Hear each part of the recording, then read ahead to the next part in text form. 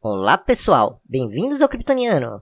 E hoje vamos ver uma criptomoeda bem diferente, que faz você minerar e ganhar dinheiro simplesmente enquanto usa o celular.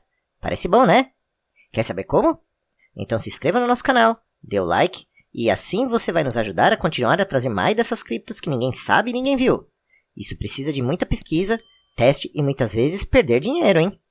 A gente perde pra você o din-dinzinho aqui, viu? Bom, ENQ, ou Enecoin, é uma blockchain de nova geração, criada por Mikhail Saifulin em 2017, que tem segurança redundante de contratos inteligentes e trabalha com os 3 consensos-chave do mundo cripto ao mesmo tempo: prova de trabalho, ou Proof of Work, prova de fundos, ou Proof of Stake, e prova de atividade, que é Proof of Activity. Devido a isso, funciona virtualmente em qualquer dispositivo ligado na rede, resolvendo um problema de escala e impedindo ataques de 51%, que é quando um grupo ou uma só pessoa concentra mais de metade dos tokens e a força da rede só para ele poder manipular, que é comum em mineração clássica pool. Com tudo isso, a rede tende a ser mais eficaz e inteligente, segura e também podendo ser utilizada para uma vasta gama de distribuições, desde games, filmes, música e até contratos e serviços do governo, como alguém falou eleição?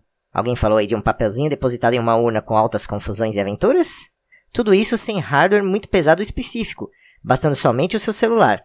Você instala o minerador, ativa e começa a minerar. Simples assim. Tem um mínimo para você começar a operacionalizar, mas o token é barato e na casa de centavos de dólar, então vale a pena a tentativa e parece promissor. O que acharam? Gostaram?